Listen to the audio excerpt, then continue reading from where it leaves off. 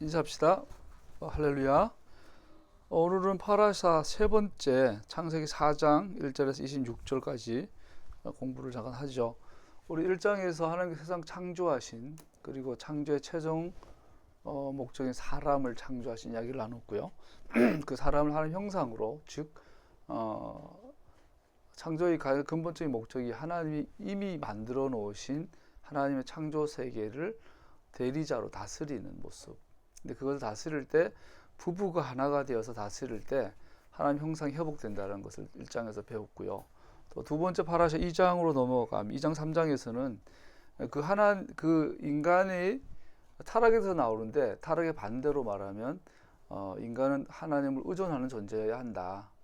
하나님을 의존할 때 인간이 창조된 목적을 온전히 달성할 수 있는데, 반대로 인간의 죄성이라는 것은 한마디로 말하면 의존적이, 하나님을 의지하지 않고 하나님 없이 내가 내 방법과 내 목적과 내 힘으로 하겠다고 하는 것이 타락의 본질이다라는 것을 지난 잠깐 배웠어요. 그러면 반대로 이제 우리가 예수님 믿고 구원받고 하나님의 백성이 되었다라고 하면 이 변화가 일어나야 되는 거죠. 내 목적을 위해 내 방법으로, 내 능력으로 살았던 삶에서 하나님의 목적을 위해 하나님의 방법으로, 하나님의 능력으로 사는 삶, 이것이 이제 구원의 내용이 되겠죠. 그렇게 했을 때 그 결과물이 우리 주변, 나의 에덴이 하나님의 나라로 이렇게 회복이 되어지는 것이죠. 오늘 거기 더 4장으로 넘어가면 크게 보면 두 가지 주제가 나와요. 예배란 무엇인가?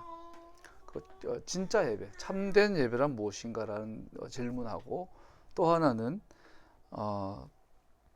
예배가 무엇인가라는 질문하고, 또 하나는 이 저주, 아담과 하와가 받았던 이 심판이 자녀들에게로 유전되는 것이 이야기가 나오죠.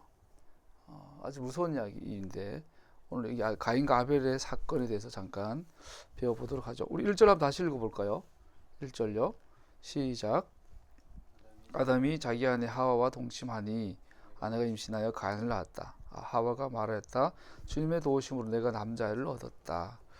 이 하와라는 존재의 신앙 고백인데요. 보면 주님의 도우심으로 내가 남자아이를 얻었다 돼 있어요. 이 얻었다라는 단어, 카나라는 단어를 쓰는데, 이 카나라는 단어에는 돈 주고 사다, 얻다, 그리고 창조하다라는 의미가 있어요. 그래서 아담과 하와 중에 이브가 먼저 하나님의 말씀 어기죠. 불순종하고, 이브 안에 사실은 실제적으로 이브 안에 반역이 먼저 들어오죠. 그 책임은 아담에게 있지만, 그런데 이 이브가 아직 정신을 못 차린 거예요. 아들을 낳았는데 누구를 낳았다고 보냐면 내가 사람을 창조했다. 이브가 타락한 내용이 뭐예요? 네가 눈이 밝아져서 하나님처럼 될 거야. 아담과 하와가 하나님을 떠나 하나님 없이 내 힘으로 살 수 있어 라고 타락할 때, 그 타락의 핵심이 뭐냐면 나는 하나님 같이 되겠다, 내가 신이다 라는 거죠. 내가 하나님이다, 하나님보다 내가 낫든지 최소한 동등하다라는 것이 우리 속에 있는 죄성의 본질이에요. 그것이 발현된 게 가인을 낳은 하와의 고백이라고 볼 수 있어요. 내가 사람을 만들었다. 그러니까 사람을 만든 건 하나님이잖아요. 그리고 나서 이 가인도 마찬가지예요. 그러니까 이 타락의 본질 안에는 계속 부모 세대에서 자녀 세대로 어떤 의식, 어떤 가치관이 흘러가냐면은 내가 하나님이다. 뭐 하나님 별거 있어? 내가 신이야. 이렇게 나가는 거죠. 신이라면 당연히 해야 될 게 뭐냐면 창조예요. 그래서 여자가 아이를 낳는 것을 창조했다라고 하와가 표현하고 있는 거죠. 일단 나중에 또 잠깐 살펴보겠지만, 우리 마지막 절에 보면요, 하와가 그 사이에 변해요. 아마 가인의 죽음, 내가 사람을 창조했다고 착각을 했는데 걔가 살인자가 된 거야. 지 동생을 때려 죽인 놈이야. 그때 아마 기록은 안 됐죠. 하와는 굉장히 충격을 받았나 봐요. 그러다가 하와는 드디어 회심을 한 것 같아요. 그 사이에. 그 회심의 증거가 뭐냐면, 우리 4장 25절 한번 읽어볼까요? 시작. 아담이 다시 자기 아내와 동침하였다. 마침내 그의 아내가 아들을 낳고 말하였다. 하나님이 가인에게 죽은 아벨 대신에 다른 씨를 낳게 허락하셨구나. 그 안에는 아이의 이름을 셋이라고 하였다. 첫 번째 아이 가인을 낳았을 때는 내가 만들었다 이런 고백이었어요. 내가 하나님이다, 내가 창조주다 이런 거예요. 그랬더니 가인이 아벨을 때려 죽였어요. 가인이 동생 사람이 사람을 죽였을 때 그 속에 살인의 그 의식이 뭐냐면 가인 속에 내가 하나님이다, 나는 사람 생명을 취할 수 있어 라는. 그런데 이런 과정을 겪어본 하와는 충격을 받았나 봐요. 그래서 드디어 정신을 차리고 철이 들고 소위 믿음이 생겼어요. 그래서 무슨 단어를 쓰냐면 다른 씨를 주셨다 그래요. 다른 씨, 째라라는 단어를 쓰는데 우리 창세기 3장 15절에 나오죠. 3장 15절 다시 읽어볼까요? 창세기 3장 15절 시작. 내가 너로 여자의 원수가 되게 하고 너의 자손은 여자의 자손과 원수가 되게 하겠다. 여자의 자손은 너의 머리를 상하게 하고 너는 여자의 자손의 발꿈치를 상하게 할 것이다. 우리가 믿음이라고 할 때 뭔가를 믿는 거잖아요. 뭘 믿어요? 말을 믿는 거잖아요. 약속을. 그 첫 번째 약속이 성경 전체에 나온 첫 번째 약속이 메시아에 대한 약속이에요. 근데 그 메시아에 대한 약속을 여자의 후손, 여자의 씨, 여자의 제라라가 그래요. 그때 드디어 그래서 이제 믿음이라는 게 뭡니까? 아담과 하와에게 있어서 구원 얻는 믿음이 뭐예요? 언젠가는 메시아를 보내시겠구나. 메시아에 대한 약속을 믿는 거였어요. 그런데 드디어 하와가 가인을 죽고 나서 아벨이 죽고, 아벨은 물리적으로 죽었고요. 가인은 영적으로 죽었죠. 두 아이를 다 잃었어요. 그럴 때 셋째 아이 셋을 얻었을 때 하와가 드디어 뭘 믿기 시작해요? 약속을 믿기 시작해요. 메시아 언약을 믿기 시작해요. 드디어 하와 속에 믿음이 시작된 거죠. 그래서 하와는 구원받았다는 걸 우리가 유추해 볼 수 있는 거죠. 그 어간에 이 두 번의 하와의 회심 사건 요 사이에 뭐가 있었는가? 아들의 서로 형제끼리의 살해와 이런 떠남, 또 에녹성이라는 성을 짓게 되는 거죠. 이런 사건들을 통해서 우리 역사가 흘러가고 있고 어떻게 갈지를 유추해 볼 수 있겠죠. 아담과 이브의 불순종을 계속해서 에덴 동산에 추방된 사건에 이어서 가인과 아벨을 임신하고 출산하는 이야기가 나옵니다. 여자는 자녀를 잉태함으로 복을 받는데 그 복이 야기하는 고통에 불구하고 또 축복을 여전히 받을 것이라는 약속을 주님은 지켜내십니다. 여자가 자녀를 잉태하고 출산하는 것은 축복인데 그 축복은 동시에 고통과 함께 온다. 아까 우리 지난주에 이제 아름이가 다나를 낳았을 때 죽을 고비를 넘긴 거죠. 우리 옛날 어머니들이 그 며느리가 또 딸이 출산하러 출산실에 들어가면 그랬다잖아요. 들어가기 전에 이 뒤를 돌아보면서 자기 고무신을 쳐다보고 간대요. 우리 장모님이 언제 나올 때 그러시더라고.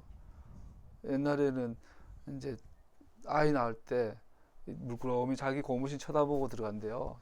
그 배가 이래 나와. 내가 저 신을 다시 신을 수 있을까?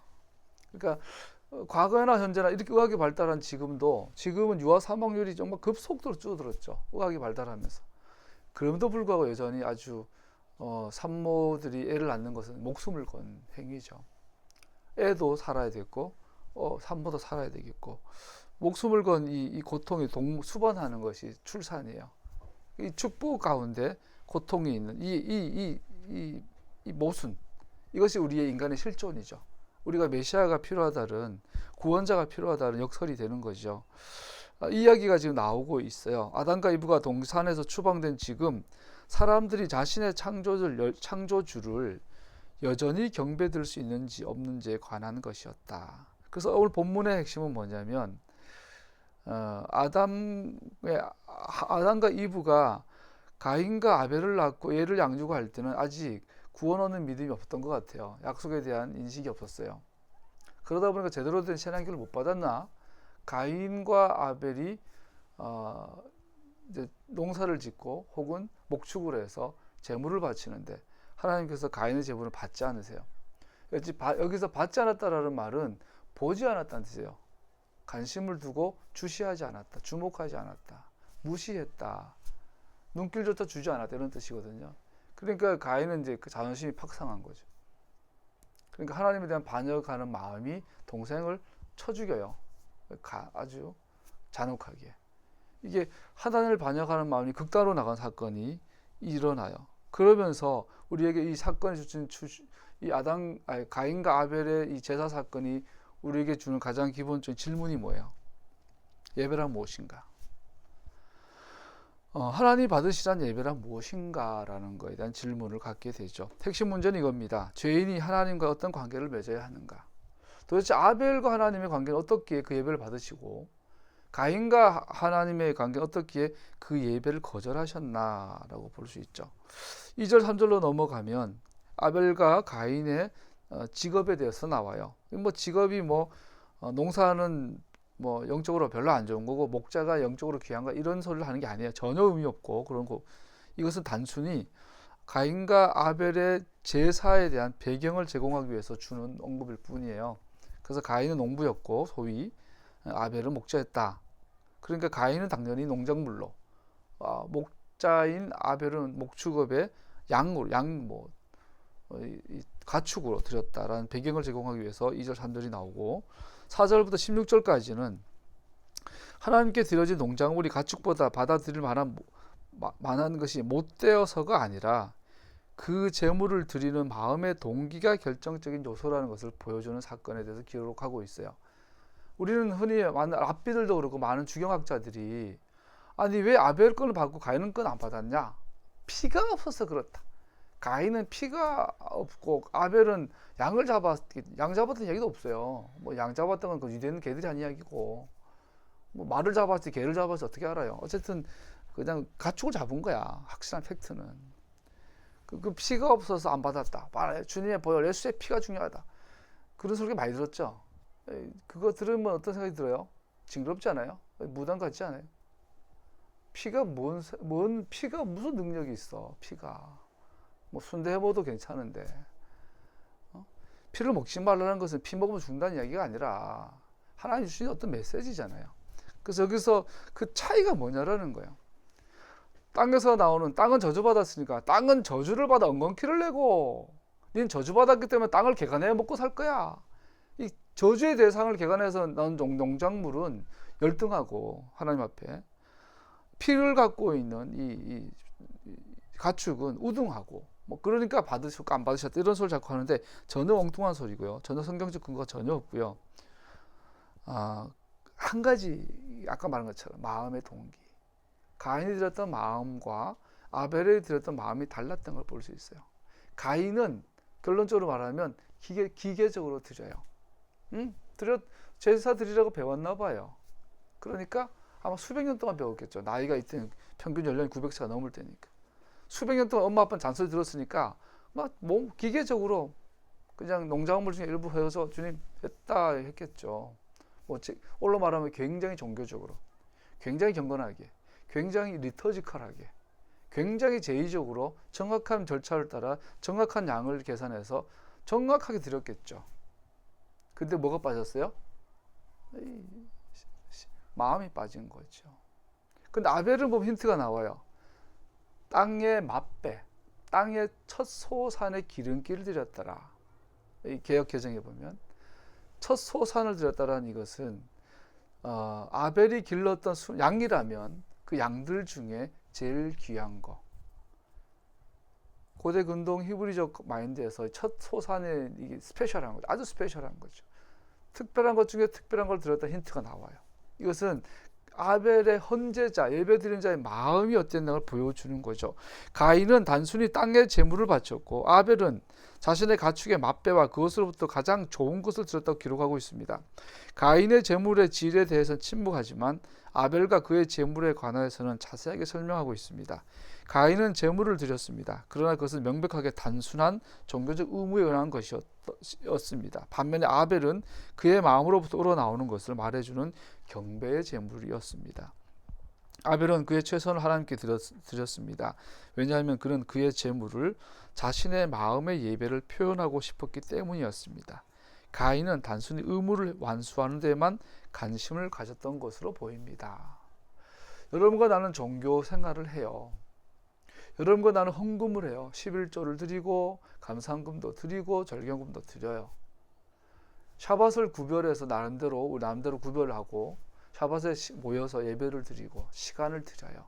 물질을 드려요. 기도할 때 찬양할 때 하나님의 이름을 높여드리는 마음을 드려요. 그런데 그것이 단순한 종교적인 단순한 행위라면 이것은 하나님에 대해서 죽음에 이르게 할 수도 있는 심각한 가짜 예배가 될 수 있어요.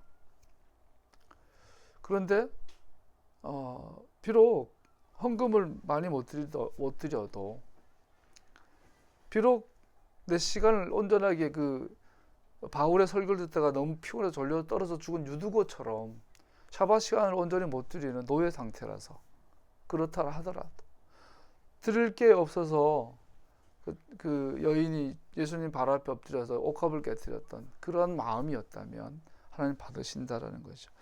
이것이 너무나 흔한 이야기라서 뭐 당연히 중심으로 드린 예배.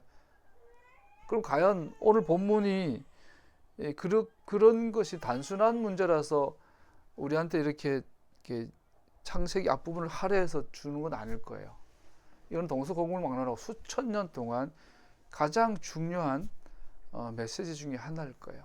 즉 오늘 한국교회가 하나님의 길을 떠났다면, 여러분과 제가 하나님을 떠났다면 이것은 마음에서 시작된 거예요. 마음을 떠났는데, 우리의 중심에서는 하나님을 떠났는데, 하나님 경외하는 마음이 없는데 여전히 많은 기도, 많은 예배, 많은 제사, 많은 헌신이 있어요. 이것은 정확하게 이사야의 시대랑 일치하죠. 정확하게 예레미야 시대랑 일치해요. 정확하게 말라기 시대랑 일치해요. 이사야는 그래요. 누군가가 저 성전 문을 닫아버렸으면 좋겠다. 저들의 많은 기도, 저들이 드리는 많은 번제와 소제, 화목제가 역겹다. 구역질 난다. 누가 성전 마당을 문 닫아 못 오게 해라. 예배 못 드리게 해라. 이게 이사야 예레미야의 절절한 호소였어요. 예레미야가 찔찔 울어요. 예레미야 망한 예루살렘 거리를 보면 울어요. 예레미야는 아니까. 우리가 그렇게 많이 기도했는데, 그렇게 많이 예배했는데 왜 망했냐? 너네 하나님은 죽었다 이럴 거 아니에요. 야, 이스라엘 하나님, 니들이 하나님 살아있으면, 이스라엘과 야곱의 하나님이 살아있으면, 니들이 그렇게 기도하고 그렇게 찬양하고 그렇게 막 황금으로 성전을 짓고 그렇게 절기 때마다 와 모이고 수많은 제물을 드렸으면, 야, 니네 신이 살아있으면 니네들 망했겠어? 그 엄청난 조롱을 받은 예레미야는 우는 거죠. 보이니까 울어요. 못 보니까 반역하는 거고. 오늘날도 마찬가지잖아요.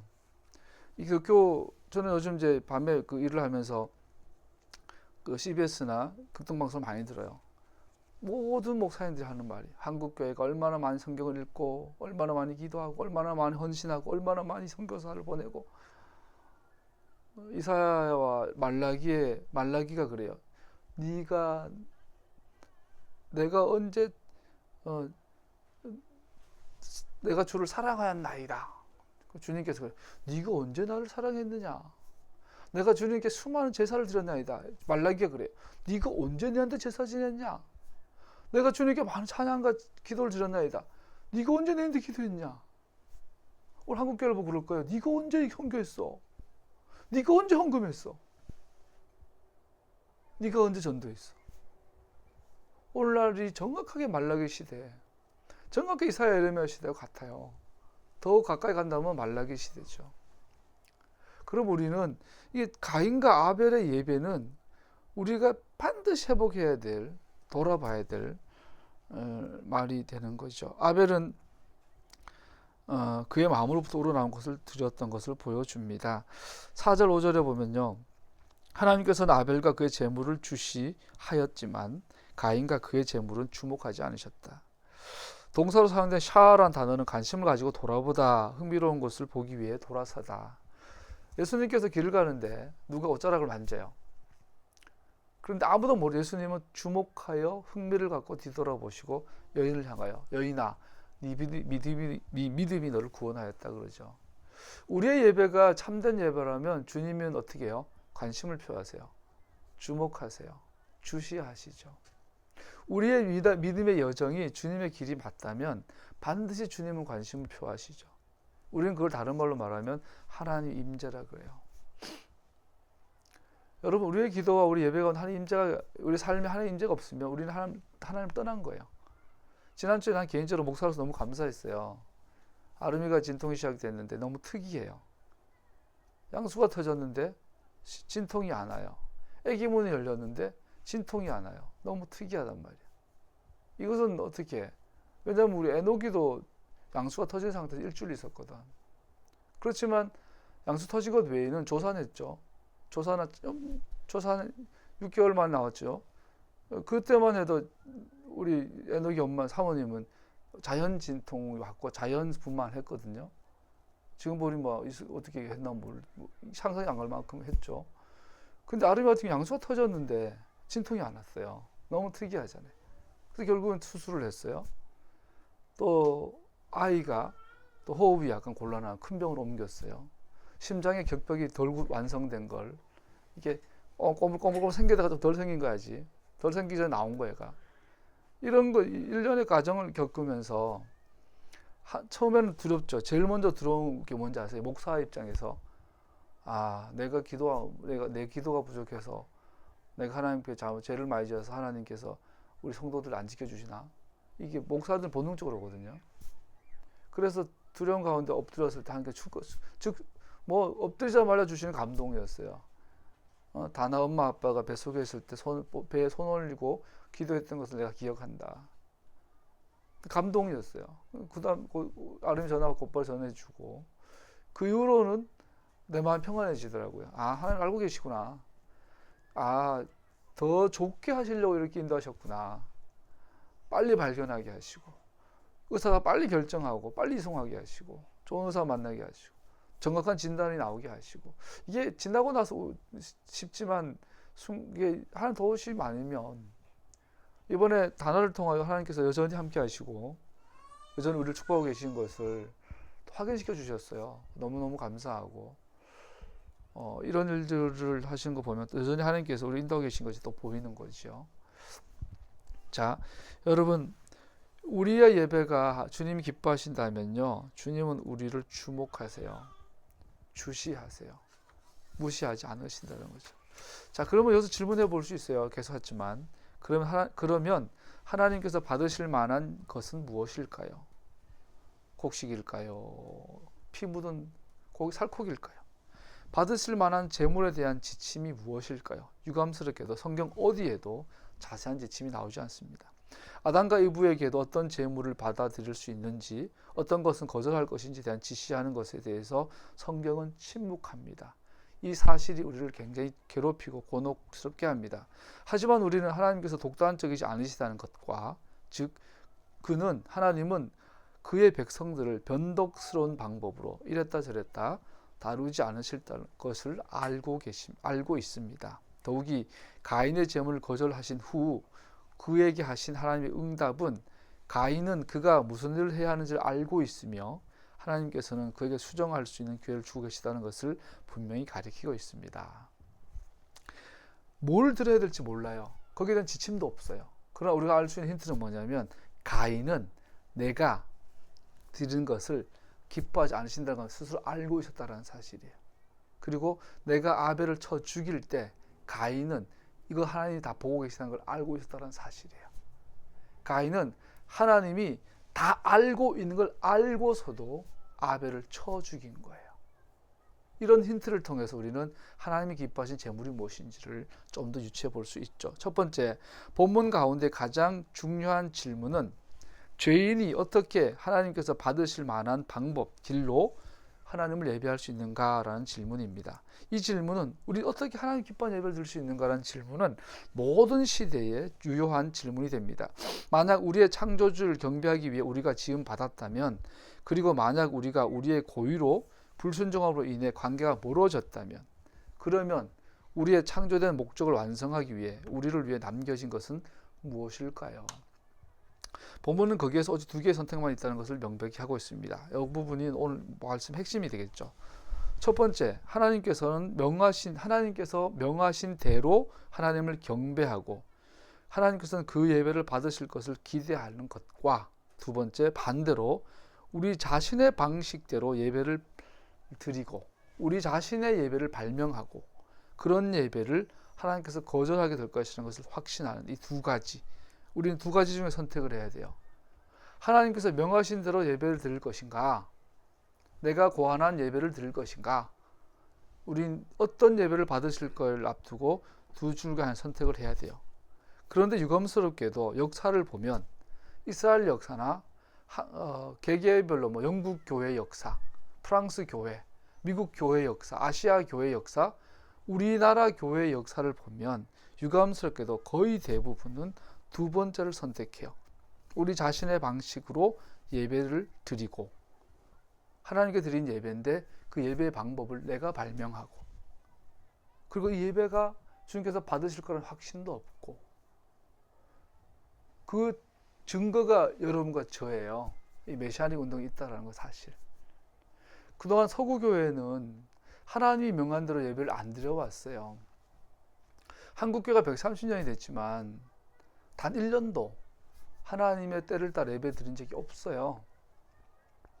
서구교회도 마찬가지.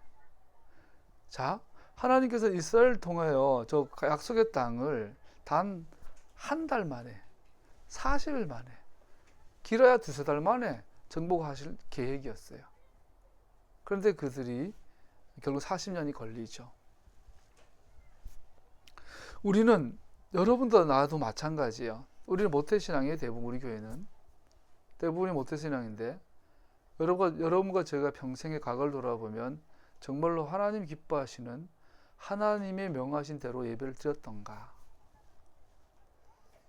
손꼽을 수가 있을 정도가 아니라 한 번도 온전히 없을걸요. 그럼 우리는 가인처럼 버림받아야 되나? 아니에요. 맞아요. 그런데 가인에게도 돌아올 기회를 주시는 거거든요. 하나님께서 표를 줘서 가인을 생명을 보호하시잖아요. 돌아오라는 사인이거든요. 지난 2000년 동안 한국교회와 전 세계 교회는 하나님께 돌아오라는 사인을 받고 있는 중이지 제대로 가고 있는 건 아니에요. 제대로 가고 있는 건 아니에요. 옆으로 빠져볼까요? 지난주에 속상해요. 이 교황의 우리 대통령께서 교황을 만난 걸 보면 한면으로 너무 감사하고 너무 고맙고 기특하고 기대가 되면서 한면으로 목사로서는 또 하나님의 백성으로서는 굉장히 속상해요. 왜 저런 말을 교황 입에서 나올까? 저건 목사 입에서 나와야 되는데 무슨 말이냐면 정확한 기사 모르겠는데 얼핏 봤어요. 어떤 기사에 보니까 교황이 문재인 대통령을 가지고 하나님의 섭리를 행하는 자라고 호칭을 줬더라고요. 하나님의 섭리를 행하는 자. 정확한 호칭인지 모르겠어요. 근데 그런 의미였어요. 그래서 그 기사를 읽는데 이건 놓쳤다. 이건 우리 교회 대표 목사, 한국의 유명한 대표 목사님들이 해줘야 될 축복이었는데. 여러분, 박정희 대통령을 하나님의 섭리를 행하는 대통령이었을까요? 상식적으로 돌아보세요. 박정희 대통령 어떻게 됐어요? 5.16 군사 쿠데타, 5.16 군사 정변으로 반역이죠. 국민이 뽑은 대통령이 아니에요. 자, 하나님께서 민주주의라는 그래도 현실적으로는 가장 선진적인 정치 체계를 주셨어요. 민주주의 기본은 백성들이 투표를 통해서 공정한 투표를 통해서 대표를 뽑는 거예요. 이거 하나님이 주신 권세가 돼요. 그런데 박정희 대통령은 국민들이 뽑은 적이 없어요. 그 이후로는 부정선거죠. 유신법 만들어가지고 모든 법을 내가 새롭게 한다. 천상천하 유아독점법을 만든 거죠. 국민이 뽑지 않았어요. 국민이 뽑게 해야 명분을 내야 되니까 부정선거가 되죠. 부정선거 하려니까 어떻게 해요? 여론을 조작해야 되죠. 여론 조작해야 되니까 댓글을 오늘만 댓글 조작하죠. 여론 조작, 부정선거는 민주주의 근간을 훼손하는 하나님의 권위에 도전하는 악한 짓이거든요. 전두환 대통령은 국민이 뽑았을까요? 자칭 대통령이었어요. 장충태가 문고를 잠그고 국가재건위원회 모아놓고 지들끼리 투표해가지고 간선제 아니에요. 지 스스로 대통령이 됐어요. 자, 그럼 물어봅시다. 박정희 대통령은 하나님 섭리를 행한 자였을까요? 그러죠. 우리 소위 보수 기독교에서는 소위 뉴라이트적 식민주의적 사관을 갖고 있는 뉴라이트적 기독교적 역사관을 갖고 있는 사람들은 그러죠. 박정희 대통령 하나님 세웠어. 그래서 경제 이렇게 발전한 거야. 박정희 대통령이 5.16 군사 쿠데타 이럴 걸 미국 정부가 몰랐을까요? 몰랐을까요? 방치한 걸까요? 조장한 걸까요? 우리 여러 번 내가 배운 역사는 조작된 역사거든요. 팩트를 많이 놓쳐버렸죠. 역사적 많은 사료를 보면 미국에서는 5.16 군사 쿠데타 사전에 이미 알고 있었고, 알고 방치한 정도가 아니라 어쩌면 조장한 경우를 문서들이 나오죠. 5.16 배후에는 미국이었다라는 공공연한 사실. 아직 그건 나중에 전문가들이 밝히겠죠. 김구를 누가 줬을까요? 우리 김구 선생님을. 여운형 선생님을 누가 죽였을까요? 8.15 해방 이후에 대통령 1위, 독보적 1위는 여운형이었어요. 왜 그분 여운형 선생님 기념 사업에서 모여가 족구대회나 만들었어? 족구대회 하게 만드는 군사정부.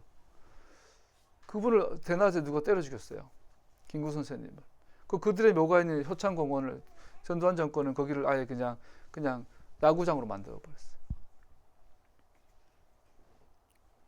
자, 누님 말하잖아요. 고레스는 하나님을 알지 못하는 세상 왕이에요. 교만한 왕이에요. 그런데 이사야는 고레스를 하나님의 종이라 그래요. 저는 말하잖아요. 문제는 하나님의 종이라고. 고레스가. 천주교니까 뭐 개인적인 구원인지 뭔지 모르겠고, 그거는 뭐 하나님 많이 아실 거고, 어쨌든 이 시대에 하나님 선을 행한 건 맞아요. 왜? 국민이 뽑았잖아요. 100% 확실하게. 조금의 부정선거 없이. 자, 우리는 이 현실을 보라는 거예요. 우리 한국교회가 과연 참된 예배를 드렸던 적이 있는가? 김사람 목사님 뿐 아니라 한경지 목사님조차도 국가조창 기도회 가가지고 정말 화가 나는 게요. 여러분과 제가 속했던 교회는 통합이었죠. 대한예수교 장로회 통합 측 교단이었어요. 저는 통합 측에서 신학교를 나왔고 통합에서 안수를 받은 목사예요. 지금은 거기 그 교단에서 저는 이단이 되어 나왔지, 탈퇴했지만요. 돌아오라 하고 해도 안 돌아갔죠. 지금 독립교단의 목사로 있어요. 우리 교회는. 그러면서 메시아닉 방향을 가고 있어요. 통합교단의 자부심이 뭔지 아세요? 장로교의 자부심. 깔뱅주의 장로교회에서 특별히 우리는 스위스나 프랑스식이 아니라 영국식이 아니라 한국 기독교는 한국 장로교의 뿌리는요 스코틀랜드예요. 스코틀랜드 장로교의 가장 위대한 건 뭔지 아세요? 영국 성공의 일종에 있다가 영국의 종교개혁 그 산하에 있다가 영국이 국교화되면서 예배 가운데 가장 상석에 누구 앉혔냐면 국왕을 앉혔어요. 그래서 모양새가 어떻게 되냐면 영국 국교회에는 하나님께 예배를 드리는데 하나님과 왕이 함께 경배받는 모양새가 됐어요. 여기에 대해서 그것은 아니다. 예배 가운데 오직 상석은 하나님만. 그래서 왕이라도 예배 가운데는 상석에 강단에 못 올라가요. 밑에 앉아야 돼. 이 예배 모범, 스코틀랜드 예배 모범을 지키기 위해서 수천 명이 죽음을 당해요. 영국 정부에 의해서. 그 죽음을 피해서 도망간 사람들이 메이플라워 탄 청교도들이고 그들이 세운 게 미국 북장로교예요. 그 미국 장로교회가 한국의 주류를 형성해가지고 그 뿌리를 두고 있는 우리 한국교회예요. 한국교회의 자존심은요, 예배 가운데 오직 하나님만이 높임 받으셔야 되고 하나님만이 박수 받아야 되고 하나님만이 칭찬 받아야 되고 하나님만이 강단에 가장 높은 데 앉아야 된다는 의식을 갖고 있는 것이 스코틀랜드 계열의 장로교회의 자존심이에요.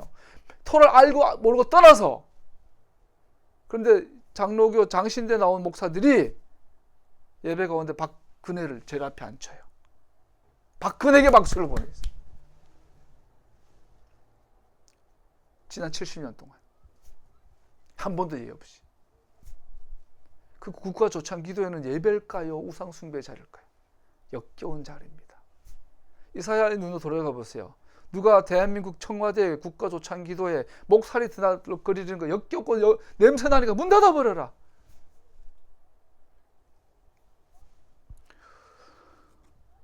여러분, 예배라는 것은 그러잖아요. 하나님께서 하라는 대로 해야 되는데 하나님께서 정한 대로 예배를 드려야 예배인데 우리가 발명한 예배는 예배가 아니에요. 그런 의미에서 극단적으로 말하면 과연 예배 드리는 교회가 있나요?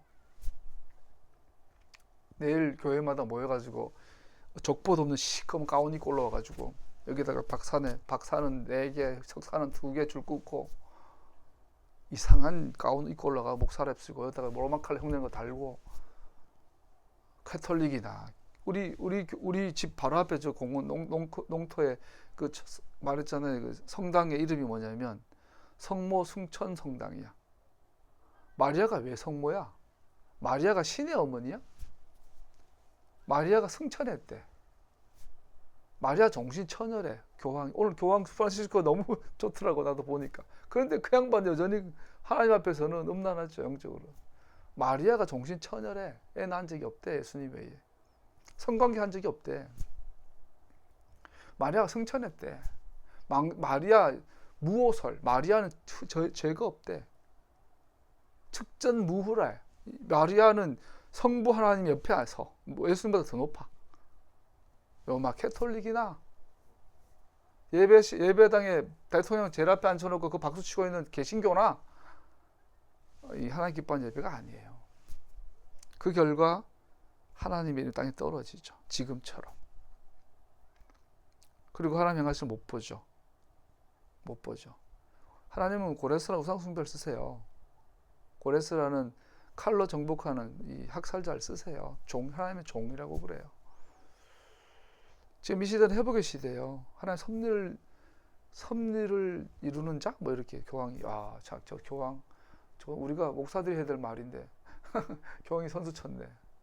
그리고 또 하나 걱정되는 게 북한에 교황이 갔다 오면 분위기가 천주교에 굉장히 옹호적이 되겠죠.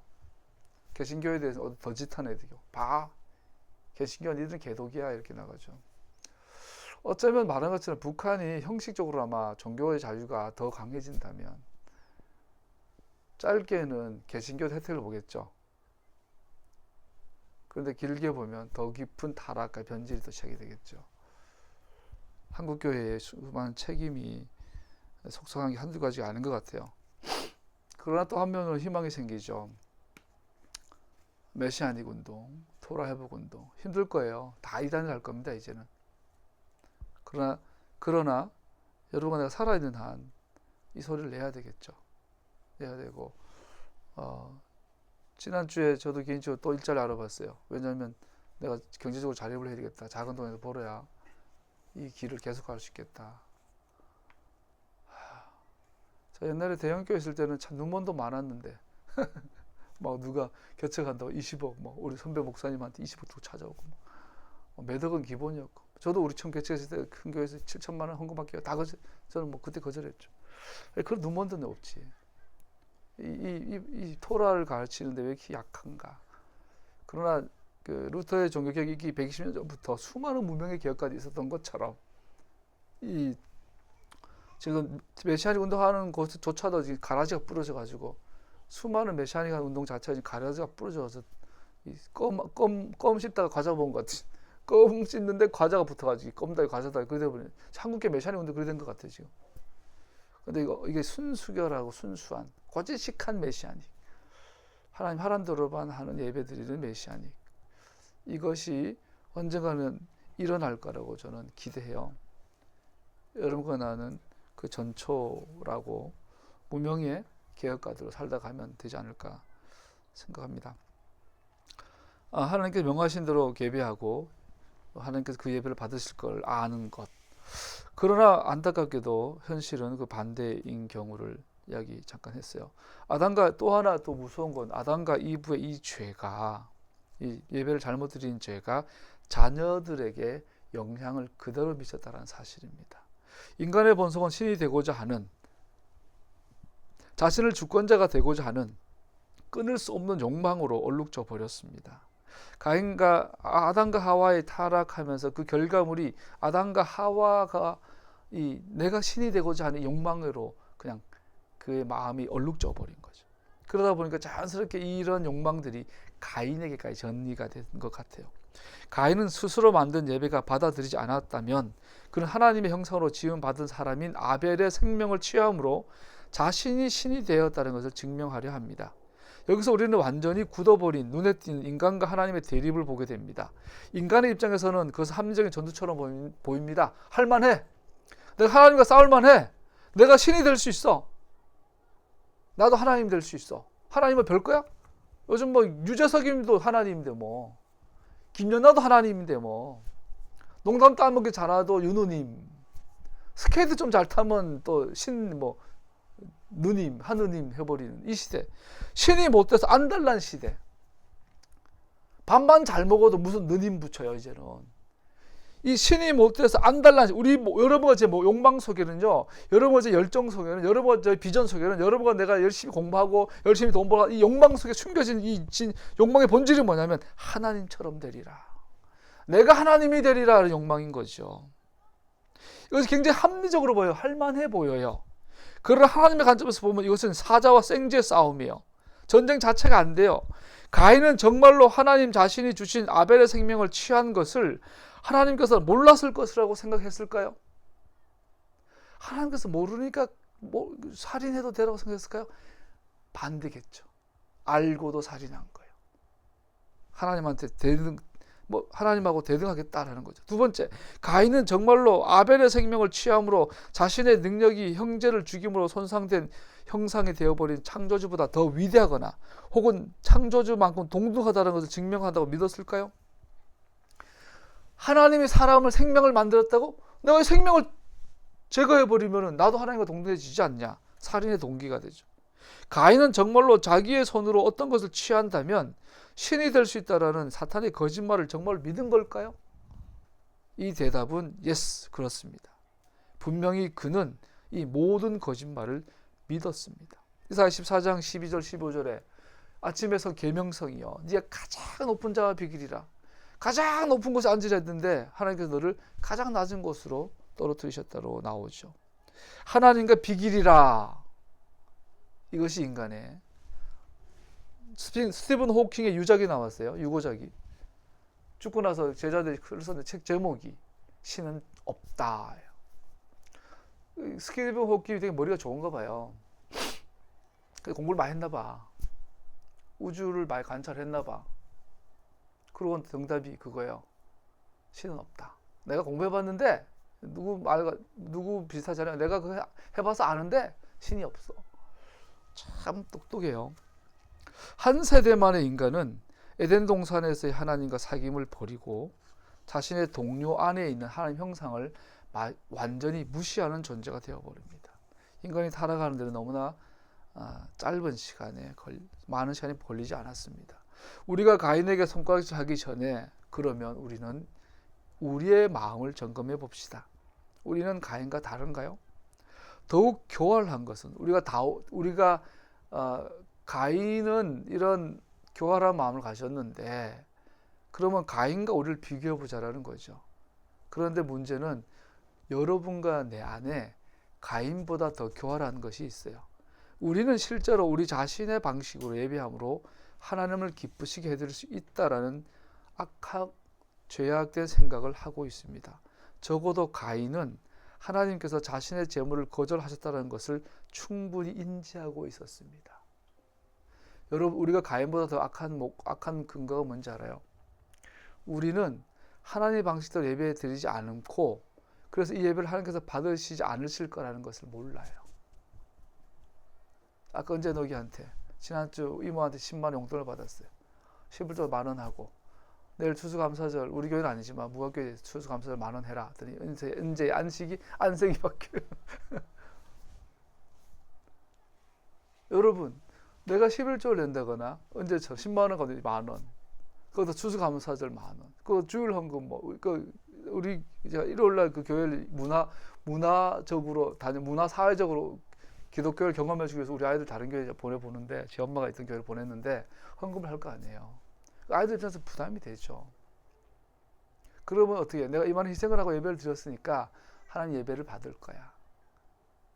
이것은 가인보다 더 악해요. 내가 철회했으니 나도 그런 여러 번 저 속에 있죠. 적어도 가인은 자신이 잘못한다는 사실을 알고 있었습니다. 이 예배는 하나님 받지 않는다는 사실을 알고 있었어요. 그러나 오늘 우리는 몰라요. 너무나 당당하고 너무나 자신감 있게 예배를 드려요. 나는 그것을 좋아해. 그래서 하나님도 좋아하실 거라고 확신합니다. 우리 자신이 고안한 예배 양식을 우리를 위해 구축하고 그리고는 하나님 자신이 명령하신 바로 그 예배의 모범을 무시하고 어쨌든 우리 자신이 창조한 것을 그에게 드림으로 그에게 하나님께 호의를 베푼 것이라고 믿으며 웃으며 들떠서 시끄럽게 하니 얼마나 극도로 오만합니까? 한때는 경배와 찬양이 유행했죠. 아이들이 하나님 이름으로 막 방방 뛰면서 예배를 드렸죠. 여러분도 저도. 그리고 눈물 흘리고 흥분한 상태에서 막 환상을 보고 방언을 하고 치우고 일어났어요. 우리는 그 예배를 마치고 돌아오면서 그래요. 하나님 이 예배 받으셨다. 가인보다 더 교활해요. 왠지 알아요? 이따 결론이 나오겠지만 그게 예배가 아니거든요. 그런 예배는 예배의 10%도 안 되거든요. 쉽게 말해요. 정말 작은 부분이에요. 가인이 주님께 제사를 드리고 그 절차를 따라 제사를 드린 것은 가인이 하나님께 드려야 될 예배의 요만큼밖에 안 된 거였거든요. 결론은 예배는 삶이거든요. 내가란 존재, 나의 전부가 예배로 부름받았거든요. 그 내 삶의 길이, 내 삶의 여정이 예배가 아닌데 예배 자체를 충실하겠다고. 한국교회 보세요. 에스더 금식 기도회를 보세요. 우리 2007년도부터 이런 거 저는 거기 많이 참석을 해서 잘 알아요.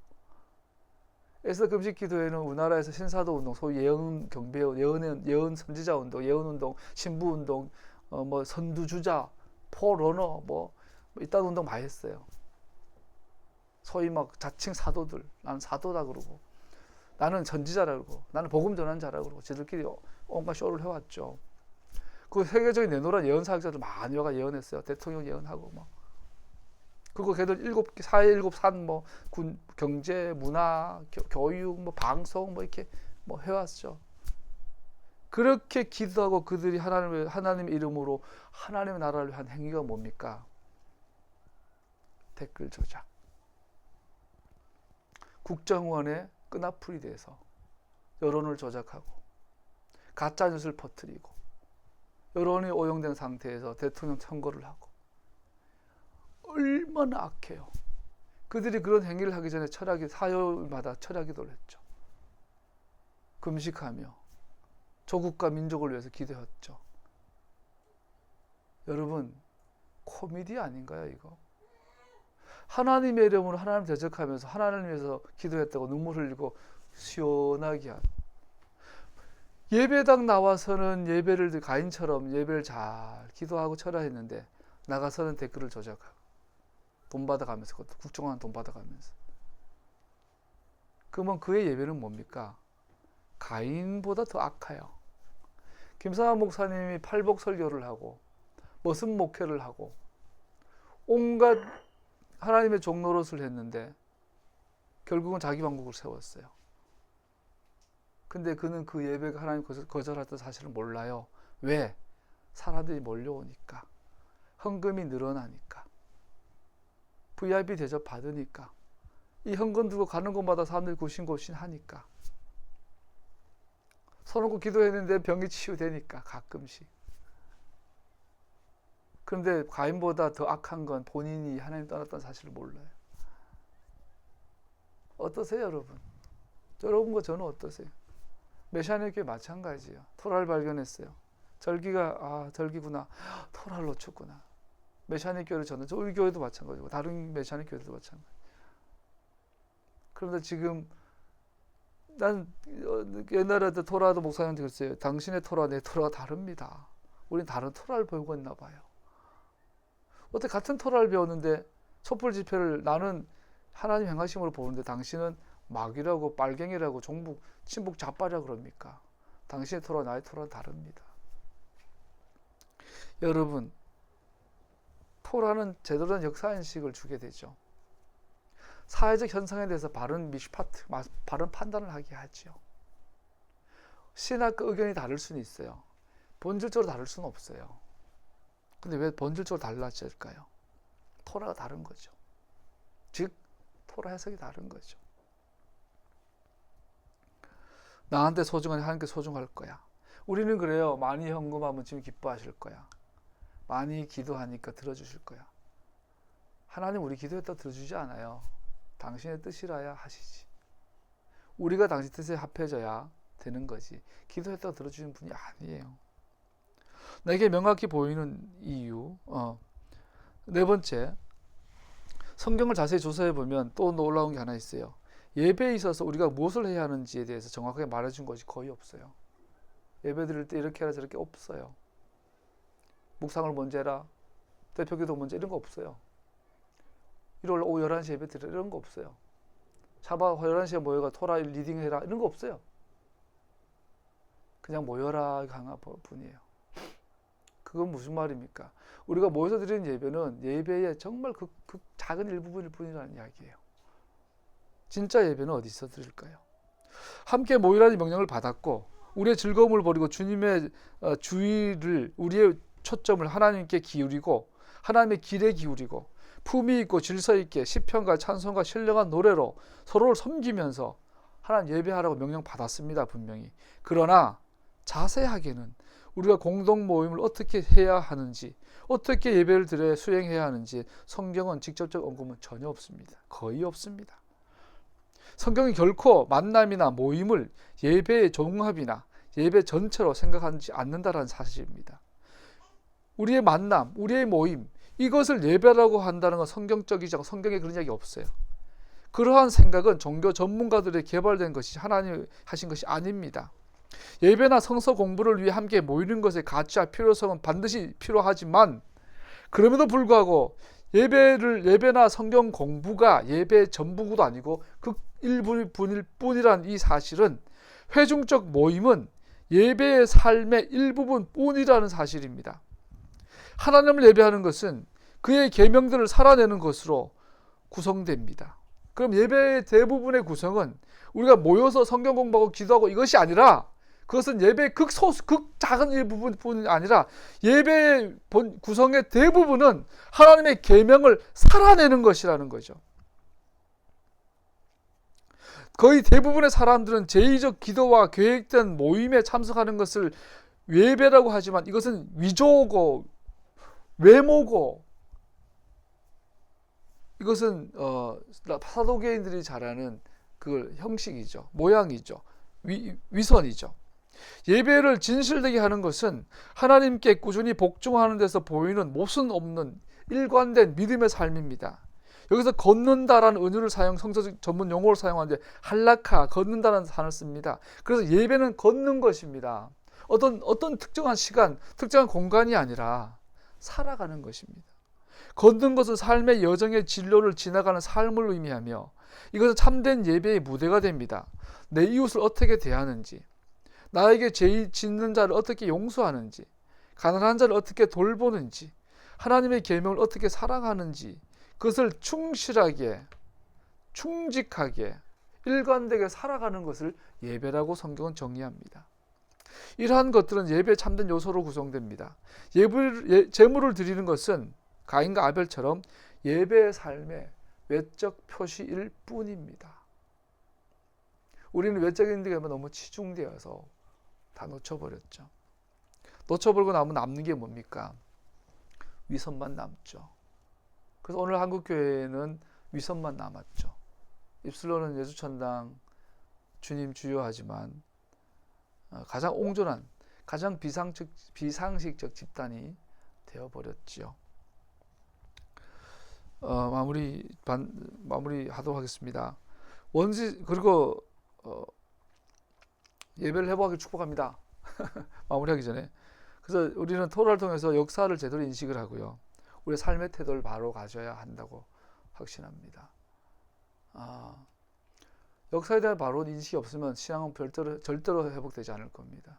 굉장히 중요한 이야기입니다. 한국교회에 중요한 유산들이 있어요. 한국교회 버려버린 것들. 김교진 선생님 같은 분들, 문익화 목사님 같은 분들, 민주화를 위해서 앞장섰던 목사님들, 그들은 한국교회가 낳은 최고 영광스러운 그리스도인들의 모습이었어요. 왜냐하면 그들은 예배자였어요. 물론 개인적인 어떤 일탈이 없었다면. 17절부터 24절까지의 내용은 에녹 성에 대한 얘기 나와요. 가인이 하나님을 떠나 동쪽으로 롯 땅에 거하면서 자식을 낳았고 그 자식들이 모아서 도시를 하나 건설했는데 그 도시가 에녹 성이에요. 여기 농업이 발달합니다. 음악이 발달합니다. 기술이 발달하고 법률이 제도화됩니다. 다른 말로 하면 뭐죠? 국가가 형성이 됩니다. 초기 국가, 군장 국가, 이제 일반 일반 촌에서 혈연 공동체가 됐다가 혈연 공동체가 전쟁과 합쳐지면 불락이 되죠. 촌락이 되고 이 촌락을 모아 군장 국가가 되죠. 왕은 아닌데 이제 당군은 군장이었죠. 왕이 아니에요. 군장 국가가 됐다가 군장끼리 또 싸워가지고 이겨내면 왕이 나오죠. 청동기 시대에 이 청동기 시대로 보여요. 이 에녹성 같은 경우에 이 도구가 발달하고 문화, 농업이 발달하고 청동기 시절에 이제 쌀농사가 시작이 되죠. 그리고 법률이 제도화되고 소위 유명한 그 뭡니까 함무라비라는 우리나라 고조선의 팔초법 같은 법률화되는 시대가 나와요. 여기서 그런데 문제는 이러한 사회, 이런 국가의 출현이 일어난 이런 국가의 특징을 오늘 본문은 17절, 24절 이렇게 말하고 있어요. 인간은 하나님과 하나님의 길에 더 이상 관심을 갖고 있지 않게 되었다. 하나님 없이 자기의 문화와 자기의 기준, 법을 만들어내서 살기 시작해요. 결혼은 창조주께서 인간에게 부여하신 신성하게 위임된 관계인데 인간의 욕망을 만족시키는 도구로 전락해버렸고 생명을 경시하는 것, 가인처럼 살해, 전쟁을 통해서 아까 솔락끼리 시족 공동체끼리 강한 시족, 약한 시족을 정복을 하고 정복 전쟁을 통해 가지고 군장 국가 탄생을 하고 또 군장 국가들끼리 싸워서 정복 전쟁을 통해서 초기 철기 국가가 탄생이 되고 국가들끼리 싸워서 나중에는 제국이 탄생하고 우리나라까지 흘러왔죠. 자, 이런 결과는 생명 경시를 통해서 극단에 치닫게 됩니다.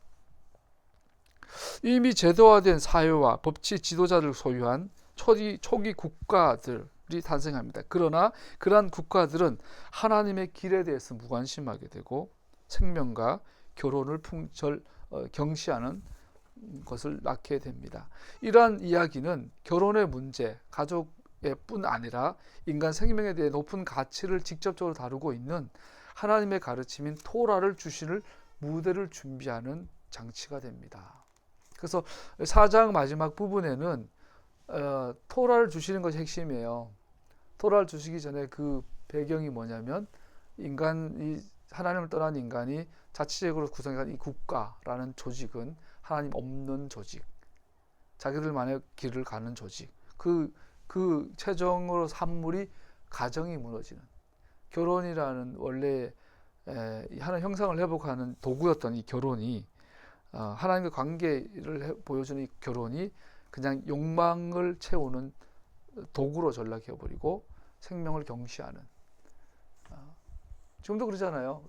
미국 보세요. 미국 지금 남북한 대화를 하는 거에 있어서 우리나라의 입장을 자꾸 미국이 승인하기 전까지는 남북은 전혀 경제협력하면 안 된다 막 그래요. 그랬는데 지난주에 미국의 최대 곡물 회사가 극비리에 평양을 방문했어요. 쉽게 지들은 안 된다, 경제협력하면 안 된다고 지들은 숨어 사고 있어. 이게 뭐야? 우리한테 남북 통일이 평화고 민족의 자존심, 민족의 미래, 민족의 생명. 근데 미국 입장에서는 돈놀이야, 돈놀이. 지금 지구상에 남아있는 유일한 최고의 시장, 북한. 최고의 고학력 인력자들, 고기술자들이 존재하고 단위 면적당 가장 많은 지하 자원을 갖고 있는 북한이란 이 황금 덩어리를 노리고 있는, 결국은 돈이야, 돈. 생명보다 돈, 평화보다 돈. 이러한 사회가, 우리가 살아가는 이 사회가, 국가가 됐지요. 여기에 대해서 마지막으로 25절, 26절로 넘어가면 하와의 핵심에 대한 이야기가 여기 나오죠. 25절, 26절 설명을 마치겠습니다. 비록 죄 많은 인간이 하나님으로부터 더욱더 멀어진다고 하더라도 본 이야기는 하나님께서 인간들의 마음을 돌이켜 자신들의 창조주를 알고 자신들의 창조주를 사랑하는 곳으로 움직이도록 하게 하고 계심을 말해주고 있습니다. 본문은 셋과 그의 아들 에노스의 출생을 알리면서 끝을 냅니다. 이때부터가 그들이 아도나이의 이름을 불렀다. 주의 이름을 불렀다라고 성경은 표현하고 있습니다. 하나님께서는 그들의 피조물이 당신으로부터 완전히 떠나 추락하도록 내버려 두지 않으셨습니다. 그의 구속 계획은 이미 자리를 잡았습니다. 돌아오는 길, 테슈바의 길이 이미 방황하는 인간에게 제시된 겁니다. 할렐루야. 너무 감사하죠. 이 4장은 인간의 실존을 보여줘요. 니들이 하나님 떠나고 나서 니들이 만든 문화, 세상이 어떻게 타락해 가고 있는지를 한마디로 요약을 해줘요. 그 결과가 가정이 무너지고 생명의 경지가 이루어지고 있다. 그런데 그럼에도 불구하고 너희를 향한 나의 자비의 손길을 거두지 않겠다. 테슈바, 돌아올 길을 마련하겠다라고 말해요. 그러면서 아도나이란 주님이란 이름을 제시하고 있어요. 다시 말하죠. 하와로 표현하고 마치죠. 하와는 처음에는 내가 아들을 낳았다, 내가 사람을 만들었다라고 고백을 했어요. 그런데 지금 오늘 25절에는 하와가 말해요. 내가 주님께서 나에게 다른 씨를 허락하셨다. 제라를 허락하셨다.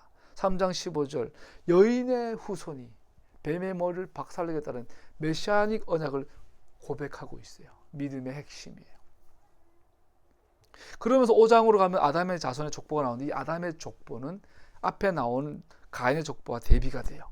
이것은 메시아닉 족보가 돼요. 다음 주에 배울 아담의 자손의 족보는 메시아닉 족보가 되고 핵심에 에녹이 나와요. 그 결론에 노아가 나와요. 그 아래로 메시아가 탄생을 하시죠. 그래서 이 하와의 이 고백, 주님께서 내게 다른 씨를 허락하셨다. 여기서 더 마지막으로 반드시 주목해야 될 부분이 있어요. 그때 비로소 사람들이 주님의 이름을 불러 예배하기 시작하였다. 4장은 가인의 예배와 아벨의 예배가 갈등을 일으킨 내용이었어요. 그런데 하나님이 아벨의 예배를 받으시고 그 아벨의 예배가 여인의 후손을 고백하는 자들의 입에서 그들을 통해서 예배가 유전이 되는 걸 볼 수 있어요. 그래서 5장 이하의 족보는 아담의 자손이고 메시아닉 족보이면서 동시에 예배의 족보가 돼요. 그리고 이 예배는 개인 예배 아닌 걸 알 수 있어요. 앞에서 가인과 아벨은 개인의 예배였어요. 그러나 지금 그들은 26절에 나온 예배는 공공적 예배예요. 그리고 그 공공적 예배의 고백이 뭐냐? 메시아예요. 하나님 약속이에요. 가인과 아벨의 예배는 개인적 예배였고 메시아닉 약속에 대한 언급은 없어요. 그러나 이 하와가 다른 씨를 주었다 고백하게 되고 그로 나온 셋, 그거 에노스라는 말은 에노스라는 이 말은 인간, 인류, 사람이라는 뜻이거든요. 드디어 메시아를 아는 사람, 메시아를 대한 약속을 믿는 사람, 믿음의 사람을 출현을 보여주고 있어요. 이 예배, 우리 예배의 핵심은 메시아에 대한 고백이 주를 이루는 예배가 되어야 합니다. 이미 이 시대에 언약의 하나님께 예배를 드리기 시작했음을 보여주는 구절이 26절입니다. 그럼 여러분과 예배는 어떻게 해야 될까요? 성경의 약속을 붙잡은 예배, 이미 오신 예배. 이 하와나 에노스 입장에서는 앞으로 오실 메시아잖아요. 우리는 이미 이들은 오실 메시아를 믿음으로 구원받은 거예요. 아브라함은 예수님을 믿고 구원받았는데 어떤 예수님이요? 앞으로 오실 예수님을 믿고 구원받았어요. 여러분과 저는 어떻게 구원받아요? 이미 오신 예수님을 믿고 구원받는 거예요. 둘 다 공통점이 뭐예요? 들음으로. 토라를 읽어주니까 듣고 믿고 구원받은 거예요. 그런데 아브라함이나 아벨이나 하와나 셋이나 에노스나 우리나 또 공통점이 하나가 있어요. 그들에게도 여전히 오실 메시아, 재림 메시아. 재림하시는 예수님은 에노스에게도 하와에게도 미래적이에요. 오실 메시아예요. 우리에게도 오실 메시아. 그래서 이 하와의 믿음과 아브라함의 믿음과 우리의 믿음은 어디서 만나요? 메시아에게서 만나요. 예수님에게서 만나는 거예요. 그 믿음으로 우리는 뭘 받아요? 구원받아요. 그러면 예수님을 향한 믿음, 그분이 약속의 아들이신 것을 믿는 믿음, 다른 말 한 건 뭡니까? 약속을 믿는 거잖아요. 약속이 뭡니까? 하나님의 나라, 아버지의 나라, 천국, 이스라엘. 그 승천하신 예수님 붙잡고 제자들이 주여 이스라엘 회복할 때가 지금입니까? 아닌 아버지만 알아. 그렇죠. 아버지의 나라라는 거예요. 그 하나님의 나라가 우리의 삶을 통하여 지금 우리가 살아가는 이 대한민국에 실현되기를, 여러분의 가정에 실현되기를, 또 구체적으로 예수님 오셔서 완전히 실현되기를 소원합니다. 기도합시다.